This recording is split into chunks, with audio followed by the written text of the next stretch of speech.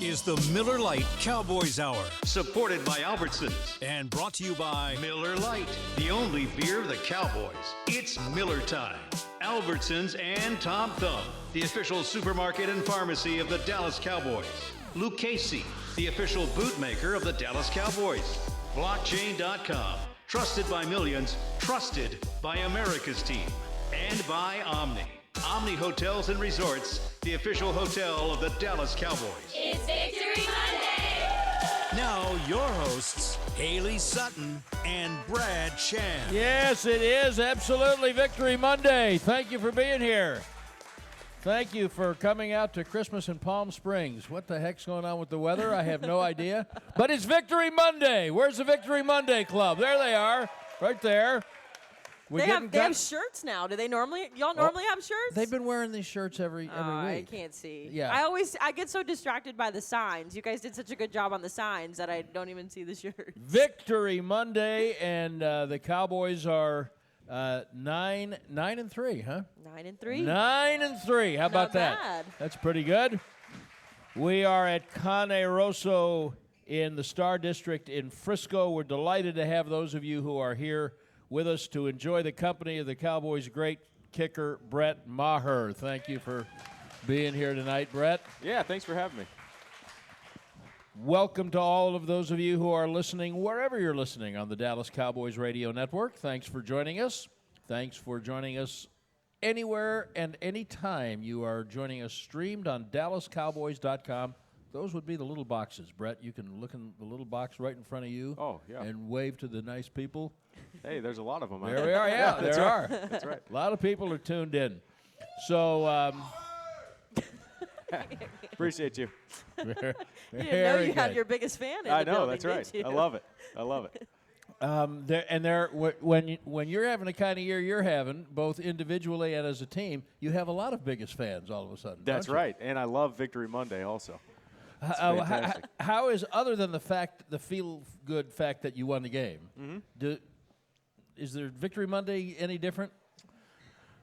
We're in just a little bit shorter into the facility, but otherwise you still got to take care of your body, do that piece of it. It's just, I don't know, you're minus 2 or 3 hours, which is nice. It's a great amount of time for a nice little nap on Monday. Does it come off the front of the day or the back of the day? The back. Okay, so you had to come back out again. So thank you very much for being here. But that 2 or 3 hours, when you had a night game, even a home night game, that makes a difference, doesn't it? Makes a big difference. Yeah, absolutely. All right, so let's talk a little bit about. We're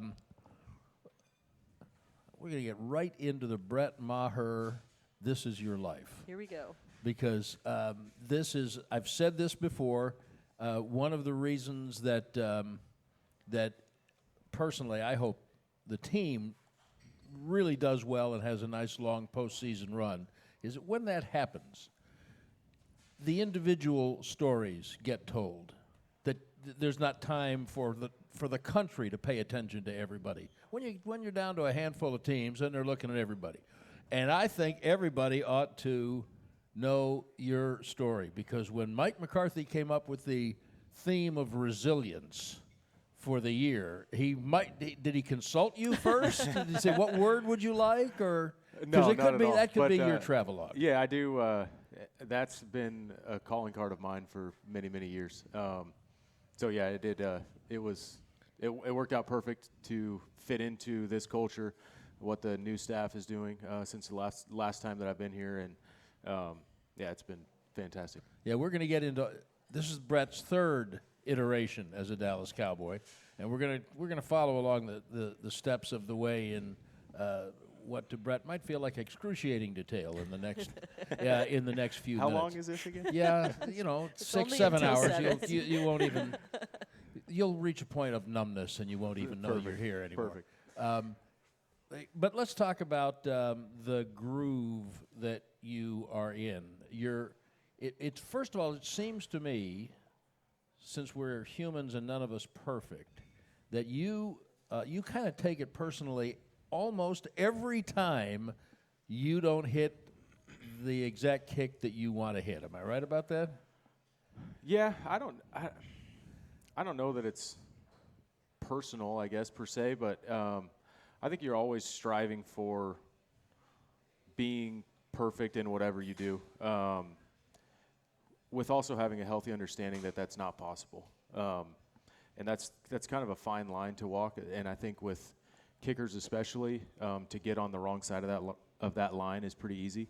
But to have a healthy respect for understanding that you're not going to succeed sometimes, but still doing everything in your power to put yourself in the best position to succeed. And then when I feel like I do that and you go out there and you don't perform as well as you feel like you should, it can be frustrating.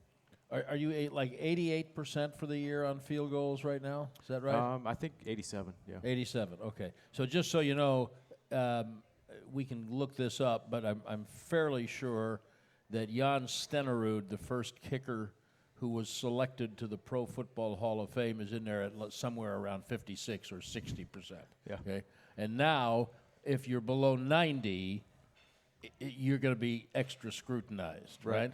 Right. So last week, Thanksgiving, beat the Giants. Mm-hmm. You missed the first field goal you've missed that was not 59 yards. How much did that ruin your Thanksgiving? That was a tough one I saw him in the locker room for me to swallow.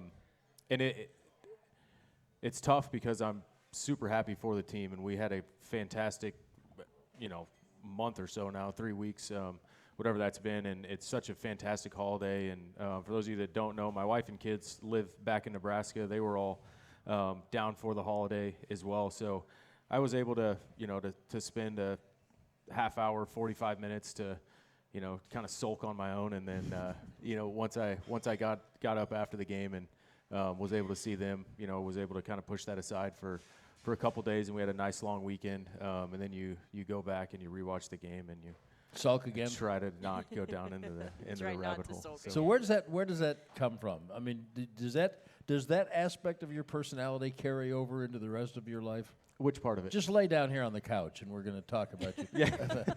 The part where missing a kick, I won't even call it a mistake. Missing a kick just eats at your insides.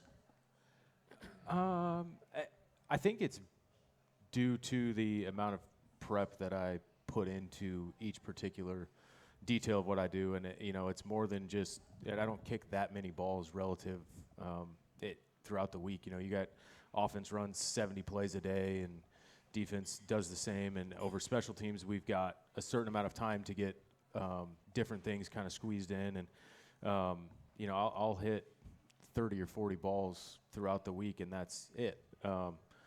But outside of that, there's so much time mentally, rehab, technically, to make sure that everything is dialed in and ready to go for Sunday, Monday, Thursday, Saturday, I guess, sometimes. But I think that's what trips it just a little bit, is knowing that you've spent so much time and energy in this one thing, and you've done it perfect so many times that sometimes you just don't. And but so perfect and interesting. So if do you use the Arena League goalposts when you practice, or the regular? Regular. Ones? Okay. Yeah. So if you just slide the ball inside the left upright from 53, that's good. If you move it like 6 inches to the left and miss that upright, and you're outside the upright, that's bad. Now, is perfect anywhere in there? Do you have to split them to really feel good about it?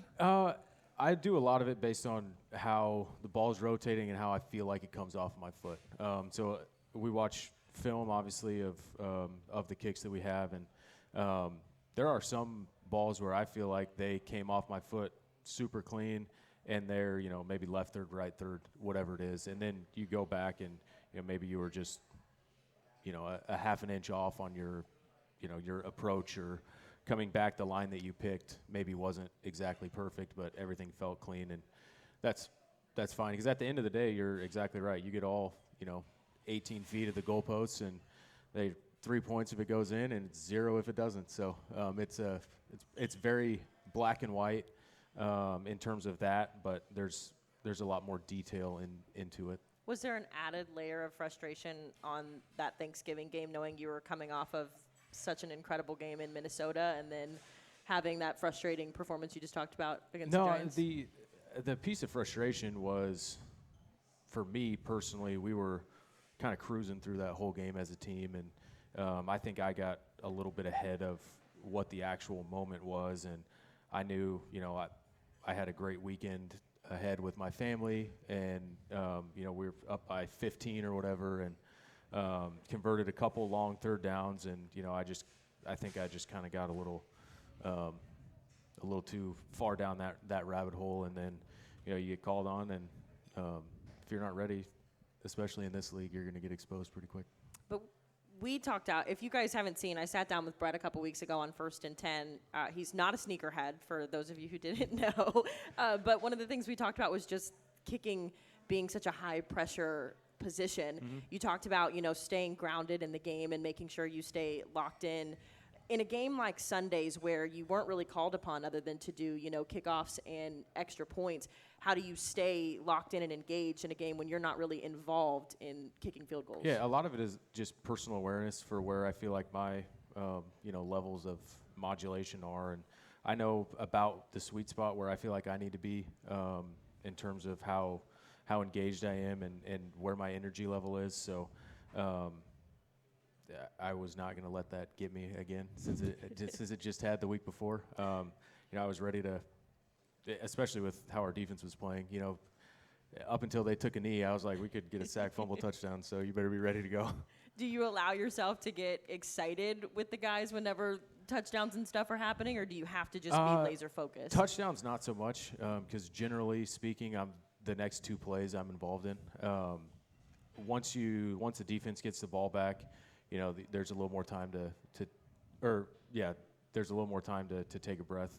Again, with the exception of yesterday, it was just a different experience all the way around. Yeah, that was nuts. It was like 1 minute you're like, okay, touchdown, and then it's like, well, another one. Yeah, it was. We were up 21-19, and I honestly don't really know what happened, and I'm getting ready to go kick off, and it's 47-19, and I'm like, well, you got to kick off again. Hold on, you got to kick off again.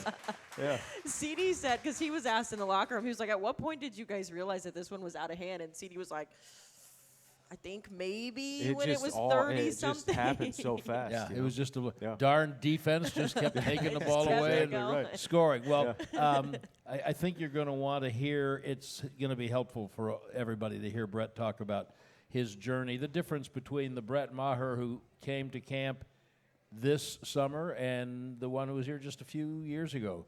It's all part of the journey, and what a great journey it's been. And we're delighted to have all of you with us. And Brett Maher, our special guest tonight on the Cowboys Hour, Cane Rosso at the Star District in Frisco. We'll be right back.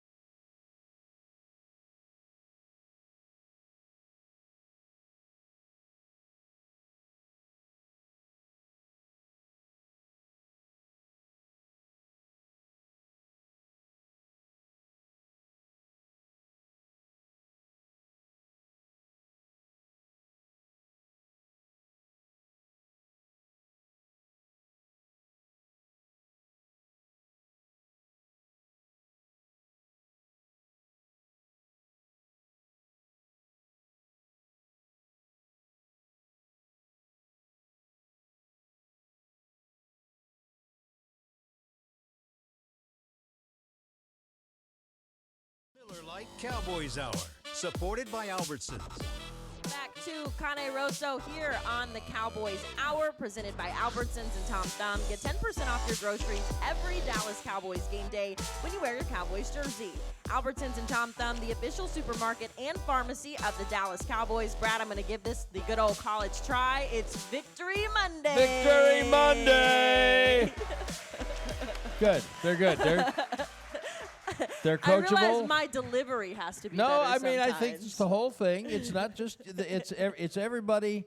Sometimes the class has to be in a position to be taught and led. But it's Victory Monday. There we go. Three of them just woke up. Okay, we're back with Brett Maher, the Cowboys kicker. There are so many things that I think people want to hear you talk about, and we will get to your travel log in a minute. But let's take that very interesting moment in Minnesota. Mm-hmm. Let's kick a 60. Yes, I will. I will kick a 60, and I will hit it. Oh, hold on. Let's do it again. Just walk us through that. That's the most bizarre thing I think I've ever seen. Bizarre is a great word for that. I've never been in a situation or even seen a situation like that, to be completely honest with you. And that was I think what made it so odd was how late everyone found out, right? It wasn't I honestly thought that maybe they had a timeout left and they banged a timeout right before we hit it, and we just didn't hear it because the stadium was loud. And then I found out that, like, what was happening, and it went from excitement to, all right, they call a timeout, you got to redo it, to, are you kidding me? To back to, luckily I had enough time what to that next level was going to be. To get back into what I felt like I needed to do to get ready to hit another one. And on the second one, I've never seen you do this before, but you took a deep breath. We talked about it after the game, but I mean, normally you're out there and you're in your process, but at that time you had to literally stop and breathe and recenter yourself, didn't you? Yeah, there was like I just described. It was a little roller coaster there for about a minute and a half, but I felt like I understood that that there was a lot going on emotionally for me inside of my brain and inside of my body as well, and to be able to trust the prep that I had put in, to be able to get that under control, and be able to go out there and do it again. So that was just part of it. And we were just chatting up here about your process during the week whenever it comes to preparing for, regular distance kicks. I use that word loosely for you because regular distance is like 50 yards out. But could you just kind of give the spark notes of what you just talked with us about, working with the mental coach and how you kind of keep that level? We do a lot of stuff every single week just to make sure that we're ready for any situation that could possibly come up. We do training stuff throughout the week that I think is a little bit different than a traditional kicker practice, and Bones is a big part of doing that and throwing those different situations that I want to work on throughout the week into our regular work habits on Thursdays and Fridays to make sure that we are ready for those situations. So we've had timeouts that we've dealt with kicking. We've had sudden change stuff. We've had re-kicks. We've had penalties.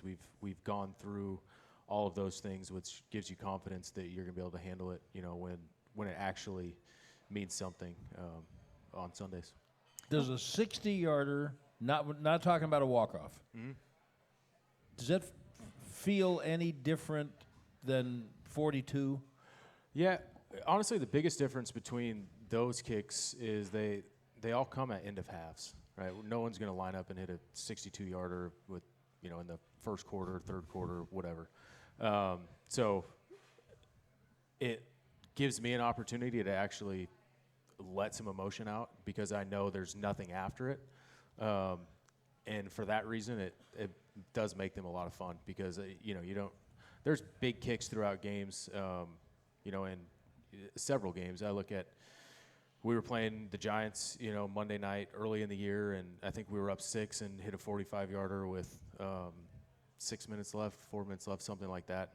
And that was everyone knew that was a big kick in that game, but you got to kick off 2 minutes later. So you just kind of go about your business and do it. And in those situations, you've got 15 minutes until you need to do anything, and you can celebrate with your teammates and let a little bit of emotion out. And you talked about the biggest thing with those 60-plus yarders is that it gives you a chance to show off a little bit. Yeah, it's always fun. I think that a lot of us enjoy the opportunity to, showcase what we can do on an individual level that helps the team get to where we want to go. I think you've seen that out of a ton of guys this year, and it's just that's fun. That's fun to do. Your quarterback likes to say pressure is a privilege. Yeah. And it's a great attitude to have. Mm-hmm. Both of you have been competitive athletes. I've always been a competitive watcher.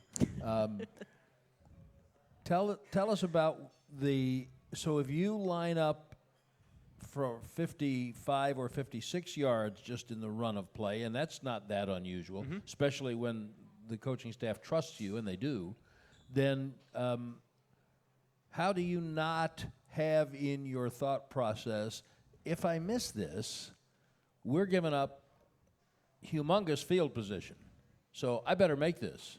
Yeah. Which doesn't sound helpful. Yeah. That's not something that generally goes through my head when I run out there, which is probably a good thing. But it kind of just goes back to me having my routine and trying to do the same thing every single time. I don't feel like from those distances that I need to change anything. So as long as that's not the case and I could just put a good solid swing on it, I don't have to overswing, I don't have to do anything minutely different, then all of those kicks feel very much the same. Now, I mentioned this is your third iteration as a Cowboy. I love that word. Isn't that, we don't get to use it often enough. So a lot of folks don't remember that you were here 2013. Mm-hmm. Is that right? 2013. And not for very long, as I recall. 2 weeks. Okay. Yeah. What would 2013 Brett think of 2022 Brett? Oh my goodness, that's a great question. Thank you. Good night, everybody. I think that he'd be very proud of the work that I've put in for the last almost 10 years now to get to here, and I don't think back then I had the slightest idea of what the journey would look like, but how rewarding it's been also. So that'll get us rather smoothly, if I say so myself, to the... Did you plan that? I did, but about 15 seconds ago, if that's planning. The circumstances under which you left were similar to last time. You've experienced that before. It's kind of the life of a kicker. Mm-hmm. And you're coming back in training camp this year was not by, speaking of not planning things, it wasn't by grand design.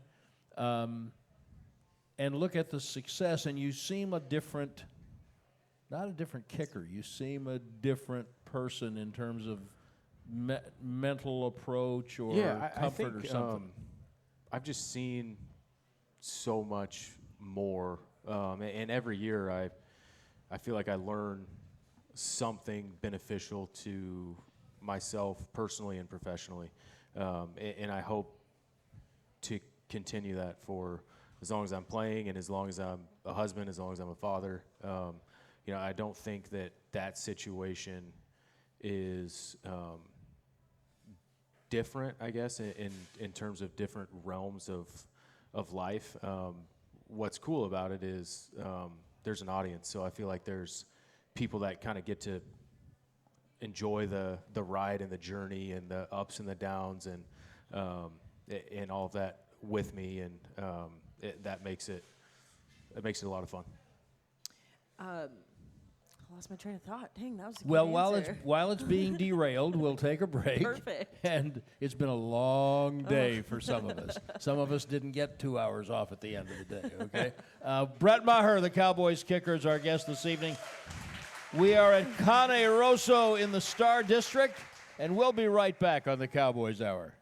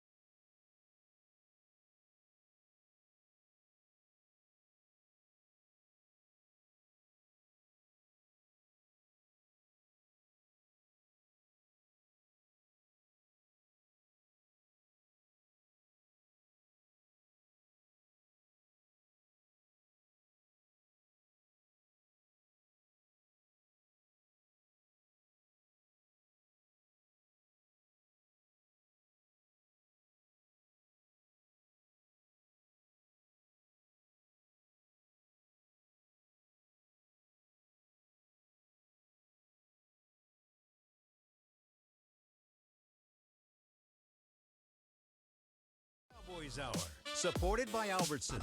We are at Cane Rosso for the Cowboys Hour, presented by Lucchese, the official bootmaker of the Dallas Cowboys, here on Victory Monday.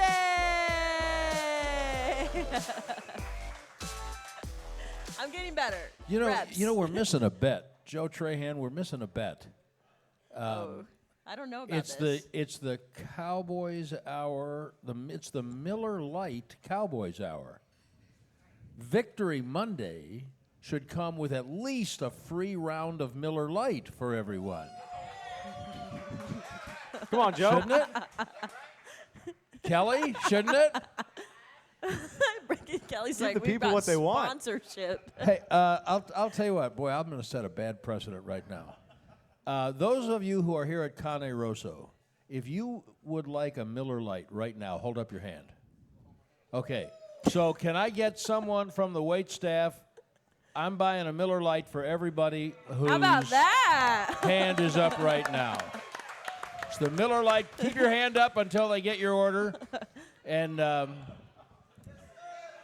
then Hailey's holding the bill for me. But no, bring me the bill. Why I'm did I buying a get Miller looped Lite for into all these this? people. We're gonna get this Victory Monday thing really entrenched in a good way. Now they're going to expect that every single Well, it's week. today. It's like Christmas in Palm Springs. Okay, so okay, is your train of thought back on the tracks? It is. Good. Let's go. Yes. We talked at the beginning of this about how resiliency is kind of like your theme, your mantra. Brad brought up, this is now your third iteration. Is that what you use? Nicely Iteration? done. Yeah, your third iteration here with the Cowboys. How does resiliency for you kind of loop into that journey? How do you stay focused and, go through the grind of the uncertainty and then getting here and having to prove yourself and all the back and forth and the ups and downs? I think for me, the biggest part is kind of leaning into what I feel like I need to do to be successful and not getting deterred by what other people think of me personally, professionally, and really staying true to what I think that blueprint is. So I think being resilient to my process is kind of the way that that I've taken it personally as a spin, which is a little bit different than I think we use as a team, which I think is a good thing. But I think that's probably the best way I can describe that. Malik Hooker talked last week about the resiliency that he went through, being with the Colts, all the injuries that he had. And one of the things that he was nervous about when coming to Dallas, he was like, I got to be in a whole new city. I'm learning a whole new scheme. I've got whole new teammates, a new defensive coordinator. Did you feel that at all? And if you did, how did you kind of work through that and kind of help yourself fit in, I guess? This time back? Any of the times. I would say this time back was unique because I had been here and I knew the area, knew the building. However, the staff is completely different. The special teams room is completely different. So there was an element of being comfortable in my surroundings, but also still having to develop relationships and figure that piece out as well, which is has its own challenges. But the personalities that are here made that very easy for me to transition into. Speaking of which, the kicker, the punter, the long snapper spend an inordinate amount Yeah. of time together. When Jake McQuaid got hurt, this is quite a tsunami in your little world right there, yeah? It's a big change-up. Yeah, and so Matt Overton's come in, done a great job. But just what was that little mid-season unexpected course correction like? Yeah, well, I mean, first you feel bad for Jake. You know what he's put into his entire career, and what was really interesting, and I didn't learn this until I was here, but that was Jake's first game of his career that he had missed. He'd played, he was in year 12, I think, and you go for that long, and he'd been with Bones for 10 of those 11 years, 11 to 12, I think, actually now, and it was just, Jake was just always there. He was just always available, always practicing, always playing, and that's what he's been used to, too. You always get little nicks and stuff along the way, but when it's time for a game, you're ready to put the pads on, buckle up, and get after it. So to see him have to go through that as a friend is tough.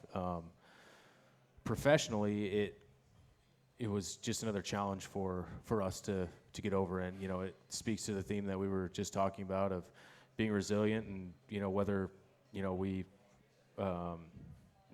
we wanted this to happen or not. The reality is we've got a new long snapper next week, and we're very fortunate that we were able to find Matt and bring him in, someone that's had a bunch of years experience in the league and was able to come in and understand what we needed to do throughout the week to get ready. So that made it very easy in terms of making that transition.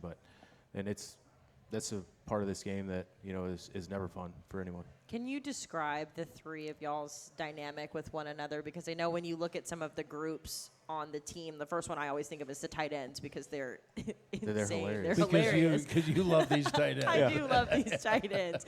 But so how would you categorize y'all's dynamic?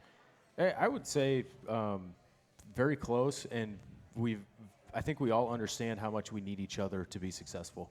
And I think that's an important, number one, I think it's important for us to all understand that. And number two, it's just, I don't know, I guess this is the same as number one, but you can't be successful without having that. A high degree of trust, obviously. I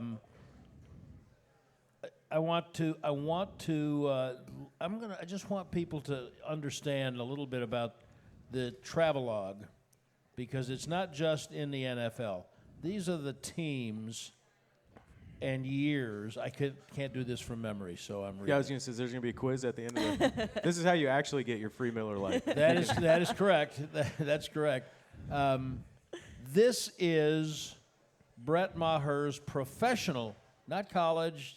This is Brett's professional travelogue. Started first contract New York Jets 2013. Then the Cowboys same year. Then to the Canadian League, Winnipeg Blue Bombers in 14. Ottawa Red Blacks in 2014 and 15. Hamilton Tiger Cats in 16. Cleveland Browns in 17 for a minute. Back to Ottawa in 17.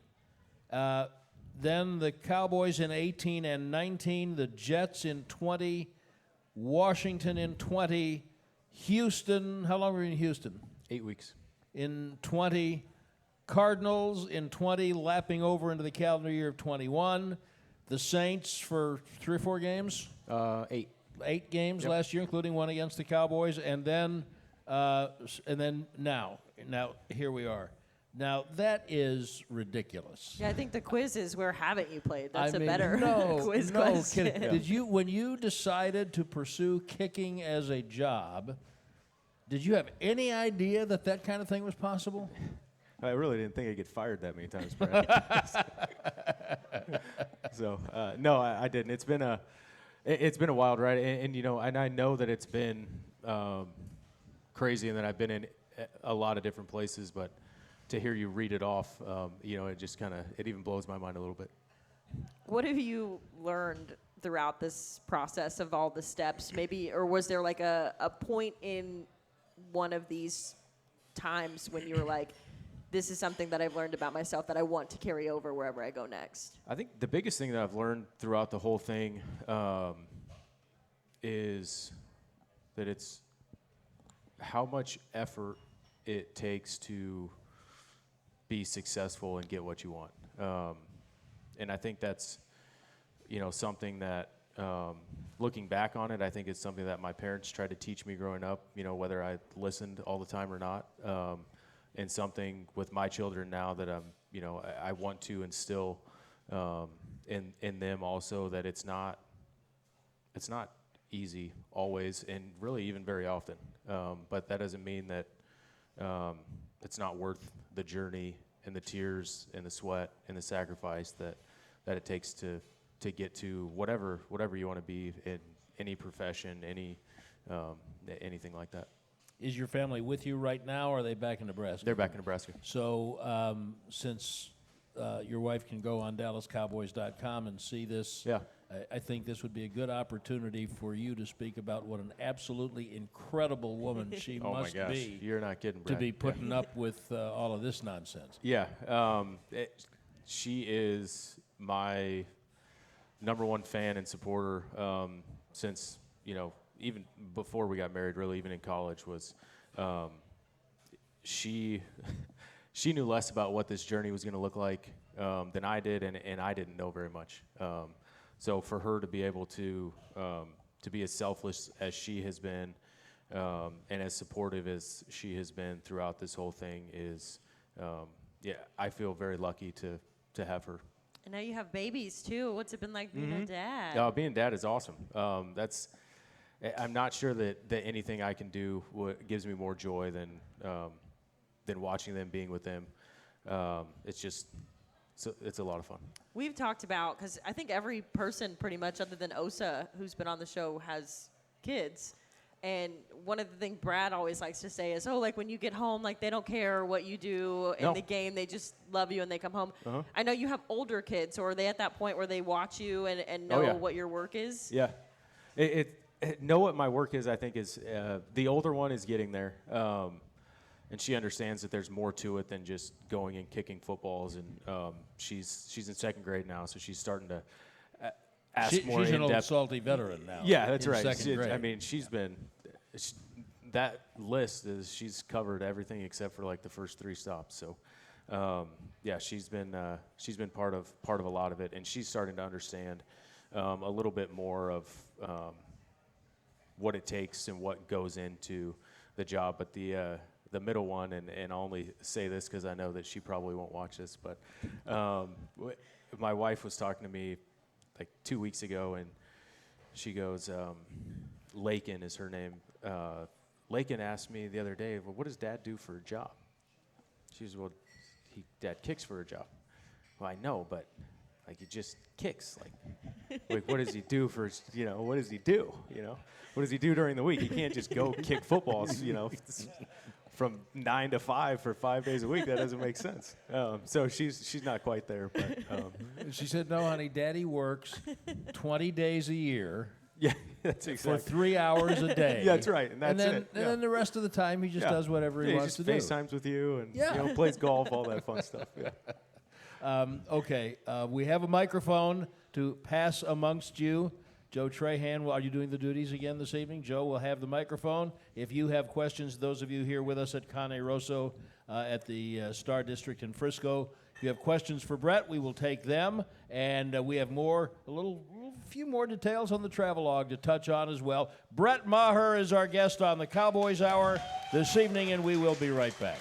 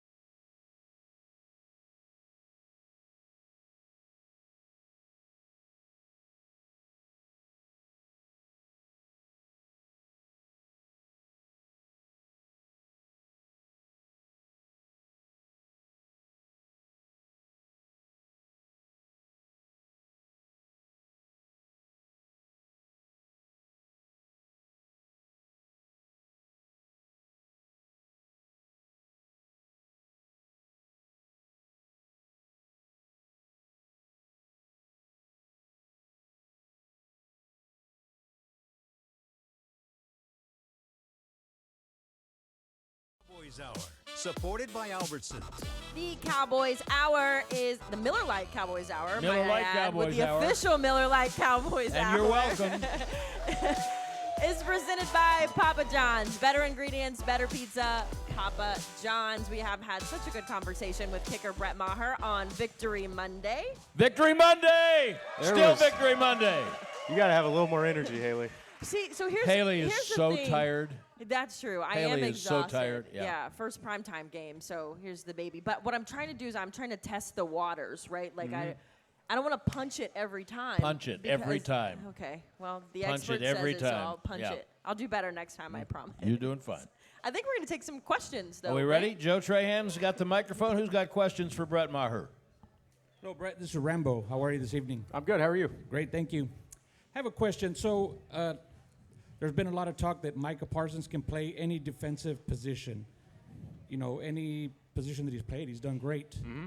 Is there a guy on the team that you guys can say, or that you could say, you know what, this guy could kick field goals also? Ooh. That's a great question. We haven't had anyone just line up and start having fun kicking. I would love to see it though.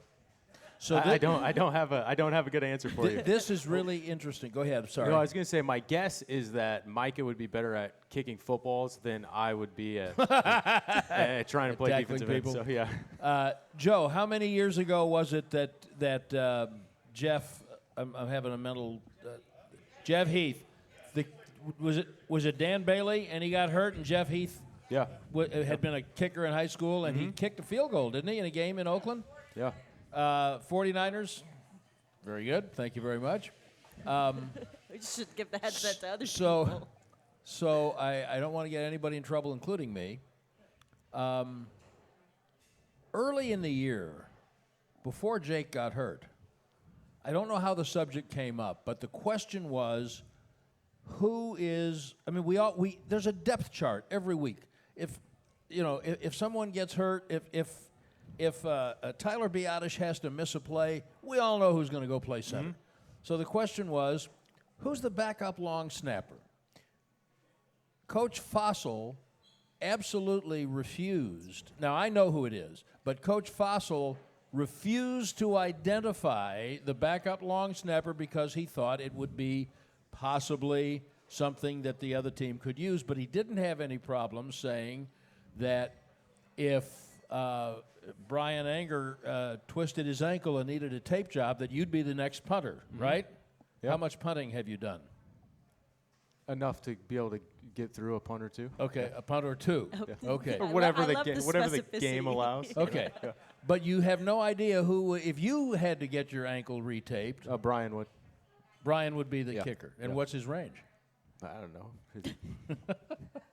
Okay, Swing hard. That'll be a question for Brian Anger, the tackling punter. Okay, here we go. Hey, good afternoon. First things first, salute to Brad Sham, voice of the Cowboys. L'chaim. Big salute to Big Money Maher. Shout out to all the Cowboys fans here. Hold up your drink. Salute.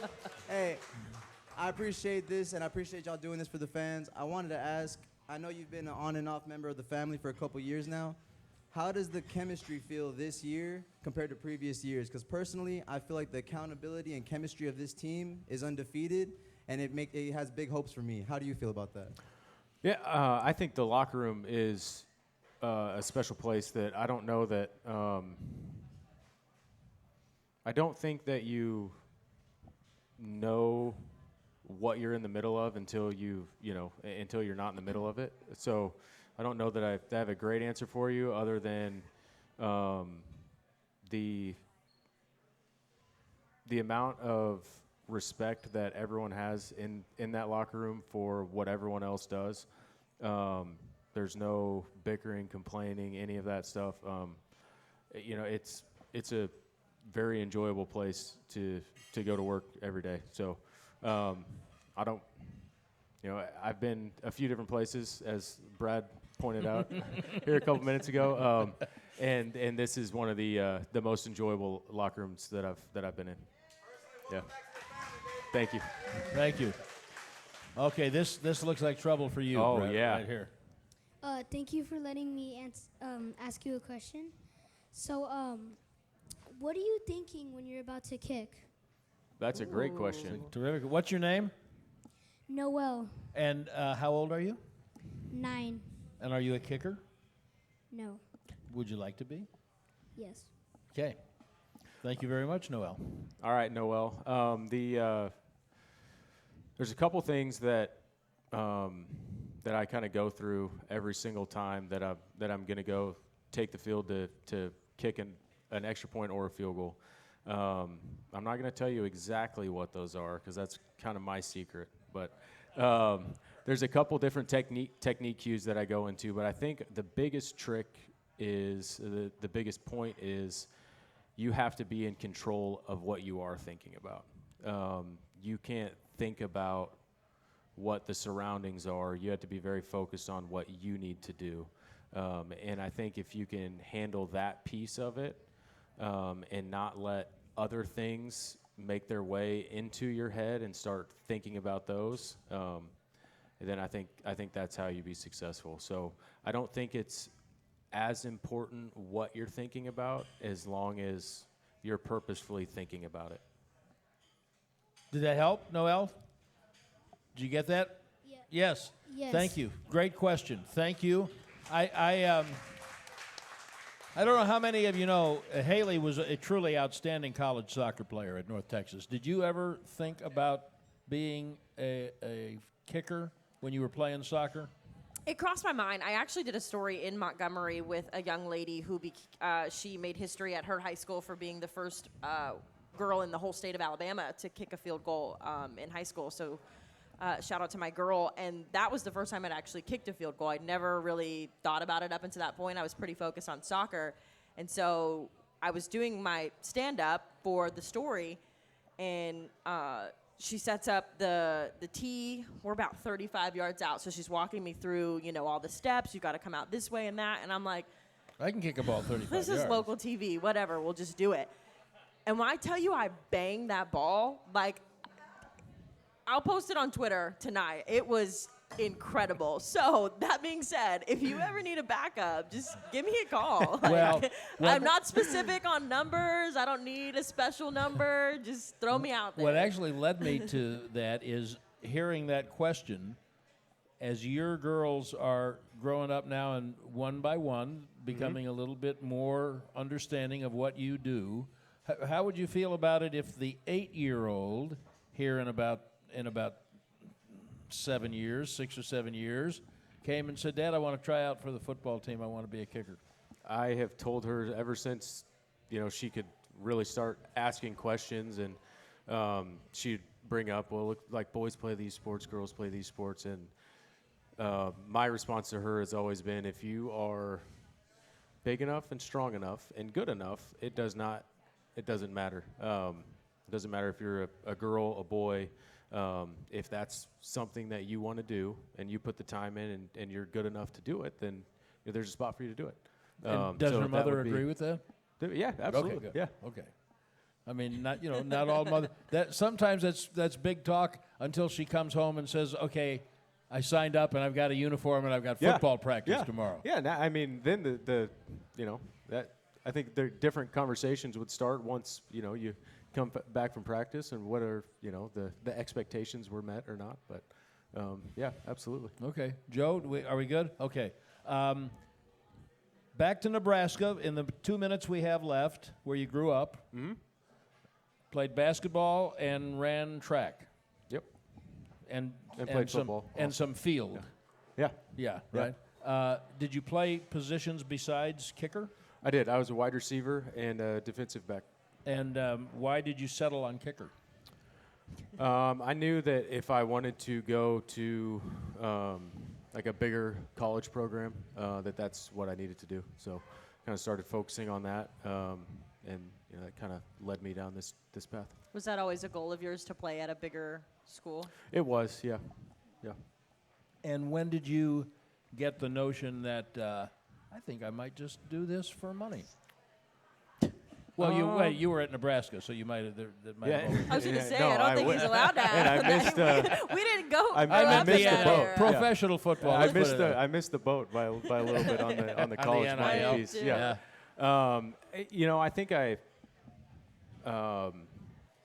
thought about it probably later, actually, in my like when I was in high school. Looking back on it, was I naive about that being a possibility, and how many high school kids think that maybe they can make that happen? But that's when that first crossed my mind of I think I might be able to do this.